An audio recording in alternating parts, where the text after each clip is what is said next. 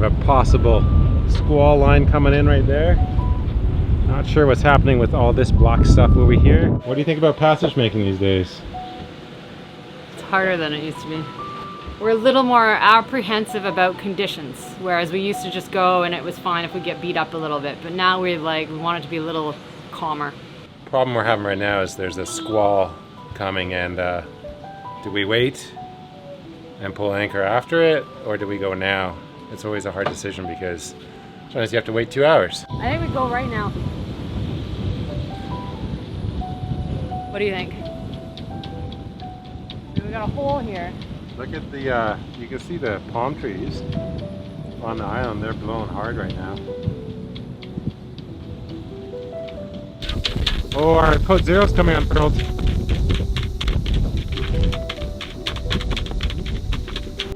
Thinking we should probably drop it anyway. It bangs a lot. Come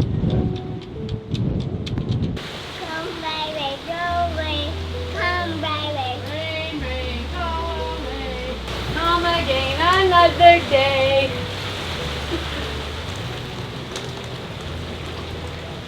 It seems to be the way it is here in this country.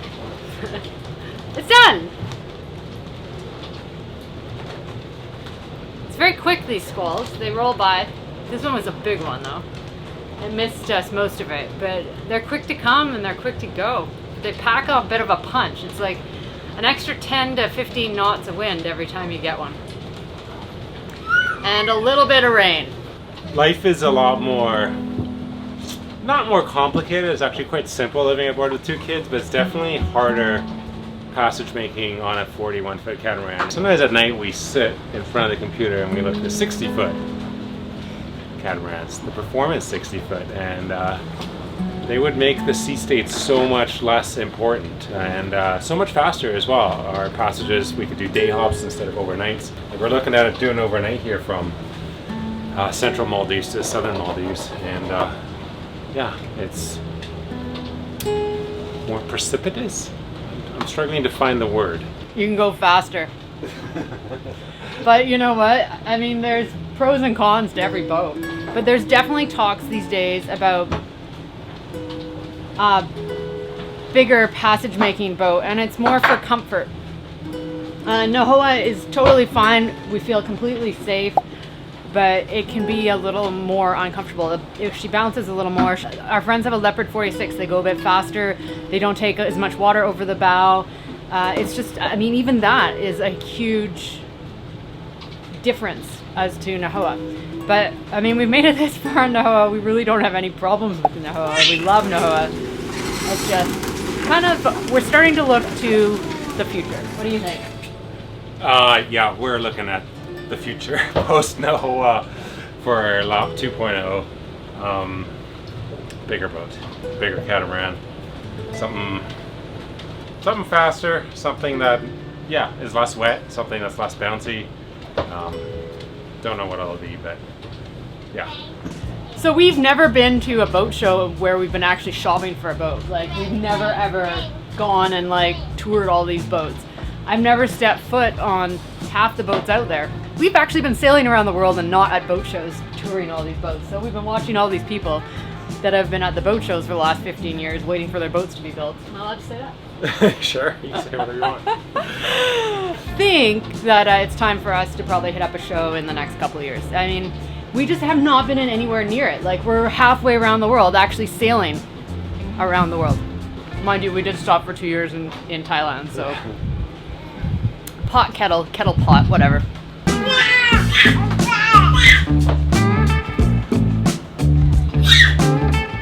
It's only 14 knots, it's time to go. The squall's gone. It's a little cloudy, but we have our tracks out of here, so let's go. Nails are clipped. Ben always has to do that, right? At like the time, I don't know. It's like the weirdest times.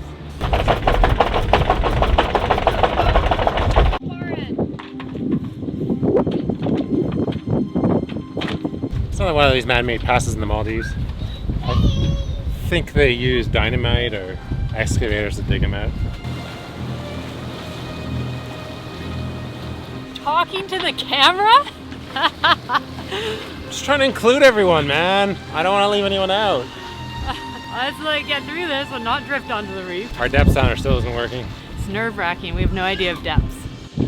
Bodhi is eating the wind channel down there, and yeah, everything else went pretty smoothly. Anchor got stuck on the Code Zero bowsprit. Yeah.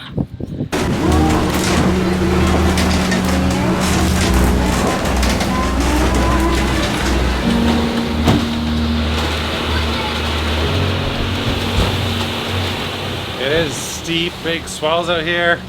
This is exactly what we wanted to avoid. Sometimes you can't avoid these things.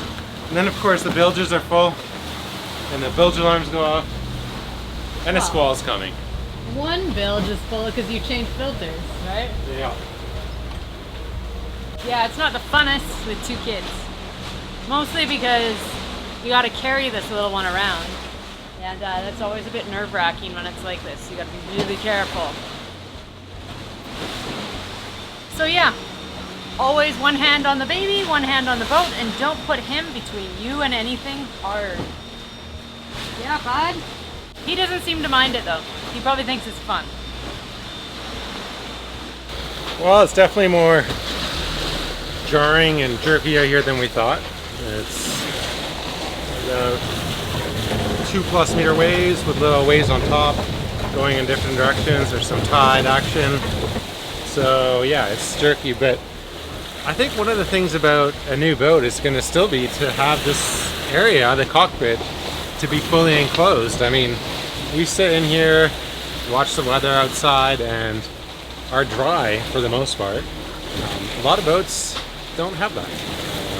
I can name like a few boats that have outboard helm stations or that have helm stations that are exposed, and definitely the next boat we get will still have a fully enclosed cockpit. Absolutely necessary when you're sailing offshore, I think. Keeps the crew dry and rested and safe. We're gonna finish sailing around the world on Nahoa. We've always wanted to do that. And then we're gonna start looking at what's out there. And I think as the kids get bigger, it might be nice to have just a little bit bigger boat. Hell, it's always nicer to have a little bit bigger boat. Dolphins! Oh, they're jumping! They're just crossing our bow.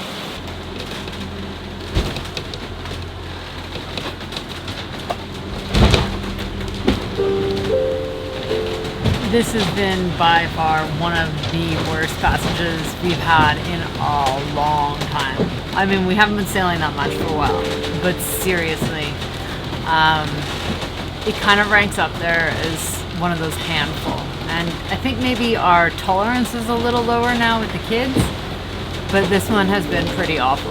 Also partially due to the fact that the forecast for the wind just was completely wrong on all models. We look at windy, we look at the predict wind, we look at everything. It's just none of it's accurate. None of it was accurate today. It was completely out to lunch. I got about an hour and a half of sailing in tonight. Maybe 2 hours of beautiful sailing. Now I'm motor sailing again because I'm trying to make it around a tip of an island.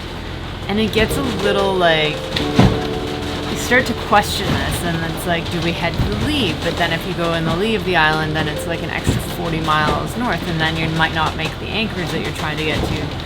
I'm not sure what Ben would do, and this is the other thing, is because you're alone on shift at night, I'm always the one that maybe pushes it a little bit more, and Ben's the one who like takes it more safe. But we make independent decisions when you're on shift, and you have to totally trust your partner to make safe choices. And it's something that you don't even think about. And most nights, it's pretty simple, stupid. You don't really have to think too much. It's been a nightmare, honestly. It's all over the map. The wind speed's all over the map. The wind direction's all over the map. And it's never good. Except for that 2-hour beautiful sail I got today. All these is tough sailing, man. Ain't for beginners. Okay. It has been windy these days. And it went crazy just as I was coming off shift. And we tucked our tails and went behind the atoll to get a little relief. Now we're gonna go through the atoll and try to get to the other side to get a little to windward again. So it's a big detour. How was your shift? Fine.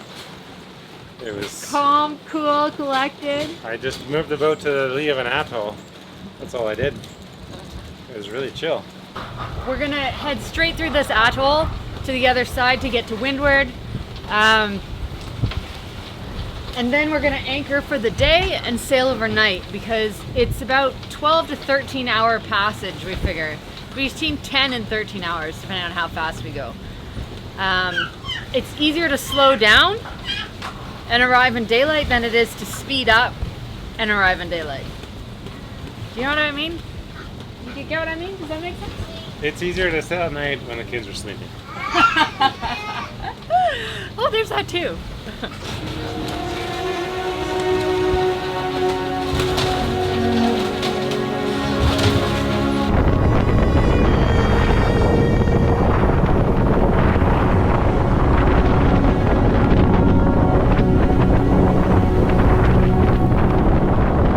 So it's gusting up to 35 apparent now. So just over 30 true.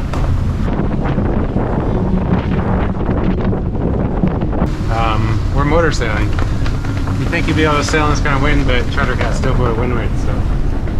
Downsides of owning a charter cat.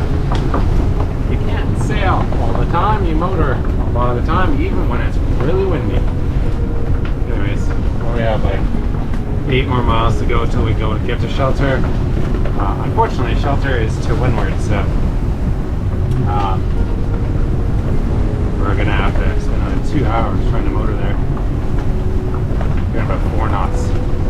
Both engines pretty red. So. Wow, it's windy up there, crazy.